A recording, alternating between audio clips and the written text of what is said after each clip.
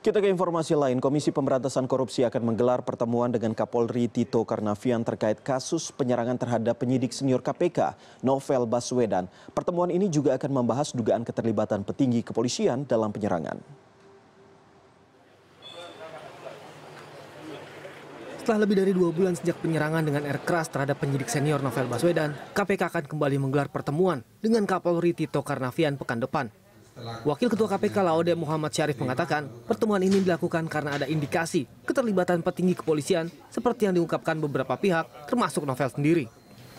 Kami sih belum mendapatkan informasi yang detail tentang itu, tetapi komunikasi dengan Mabes Polri dan KPK tetap berlanjut dengan baik dan akan ada pertemuan antara Kapolri dengan pimpinan KPK. Sementara itu, Kadif Humas Polri Inspektur Jenderal Polisi Setio Wasisto berharap agar Novel menuangkan keterangannya dalam BAP. Jika itu diungkapkan ke media dan kemudian tidak terbukti, akan ada implikasi hukum. Kalau memang saudara Novel mempunyai informasi, lebih baik dituangkan dalam berita acara pemeriksaan. Namun saya juga mengingatkan, kalau saudara Novel menyampaikan ada satu nama atau ada menyebut nama, tapi ternyata tidak benar, maka itu ada implikasi hukumnya. Ya.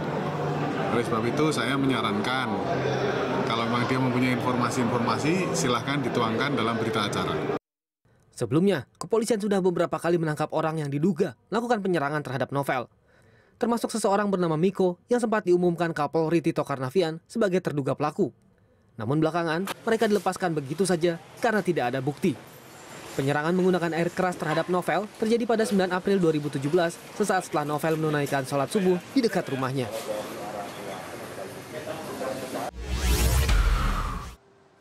Koresponden CNN Indonesia Maria Sarjana di KPK. Halo, selamat siang Maria.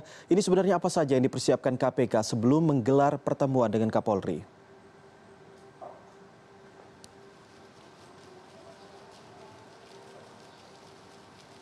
Halo Maria. Ya, Iqbal, saya tidak bisa mendengarkan apa yang menjadi pertanyaan Anda dengan baik, tetapi yang pasti untuk kasus Novel Baswedan yang memang saat ini sudah lebih dari 2 bulan sejak dilakukannya atau terjadinya penyerangan terhadap Novel Baswedan dengan menggunakan air keras ini, memang pihak kepolisian belum juga menemukan siapa yang menjadi tersangka maupun dalang dari penyerangan ini. Tapi memang kemarin sempat diutarakan oleh Wakil Ketua KPK Laode Muhammad Syarif bahwa KPK akan melakukan pertemuan dengan dengan Kapolri Tito Karnavian pada pekan depan. Ini artinya bisa jadi Senin pekan depan ataukah Selasa pekan depan, yang pasti dalam jangka waktu pekan depan mereka akan melakukan pertemuan untuk membahas pengakuan dari Novel Baswedan yang menyatakan bahwa ada petinggi dari pihak kepolisian Republik Indonesia yang terlibat atau mendalangi kasus penyerangan terhadap Novel Baswedan pada 11 April 2017 yang lalu. Jika terlihat dari indikasi beberapa hal, Iqbal, memang ini istilahnya menelisik atau boleh saja mengarah kepada pihak-pihak yang memiliki jabatan yang tinggi, dikarenakan ada sejumlah hal yang hingga sampai saat ini menjadi hambatan bagi pihak kepolisian Republik Indonesia untuk mengusut atau mengungkapkan dengan jelas siapa sebetulnya dalang dari pelaku penyerangan ini. Karena dalam bukti CCTV yang sudah diberikan oleh pihak keluarga Novel Baswedan maupun dari pihak KPK, di mana memang di rumah Novel Baswedan saat itu memang dipasang CCTV, yang CCTV ini tersambung ke kantor KPK dan ini juga sudah diserahkan. Kemudian juga ada bukti di mana saksi mata yang juga melihat pada saat kejadian itu. Dan terakhir adalah yang mengejutkan adanya sidik jari yang hilang pada cangkir yang diduga digunakan oleh pelaku untuk menyiramkan air keras terhadap mata Novel Baswedan. Hingga saat ini Novel menjalani perawatan dan masih belum sembuh secara total.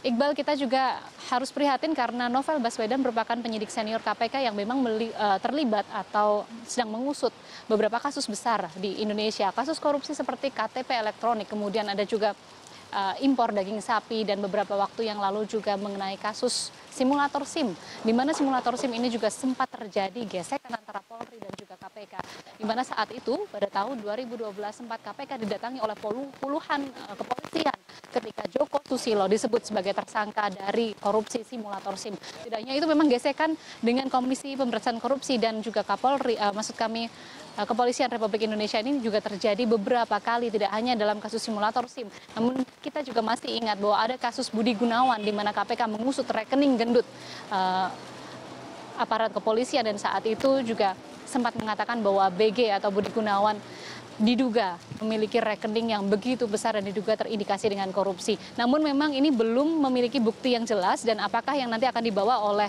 pimpinan KPK ketika bertemu dengan Kapolri Tito Karnavian pada pekan depan, kami juga masih menunggu konfirmasi dari pihak KPK, tetapi mereka meyakini bahwa Kepolisian Republik Indonesia memiliki niat baik untuk mengungkap kasus ini. Sebelumnya Iqbal, memang beberapa kali polisi sudah mengungkap adanya pihak-pihak yang terduga melakukan hal ini. Salah satunya adalah Ahmad Lestahulu. Ahmad Lestahulu atau Muhammad Lestahulu ini memang diduga menjadi orang yang melakukan penyerangan terhadap Novel Baswedan, tetapi ini juga belum tersimpul dengan jelas karena kemudian Ahmad Lestahulu juga dikeluarkan atau kemudian dilepaskan oleh pihak Kepolisian Republik Indonesia. Begitu pula dengan terduga maksud kami Miko yang juga mengaku bahwa dirinya melakukan penyerangan, tapi kemudian setelah diselidiki oleh kepolisian dilepaskan kembali. Dan ini beberapa hal yang menjadi indikasi bahwa memang kemungkinan besar ada keterlibatan pihak yang memiliki kekuatan yang cukup besar dalam kasus penyerangan Novel Baswedan. Kembali kepada Anda, Iqbal. Baik, Maria Sarjana yang melaporkan langsung dari gedung KPK. Terima kasih.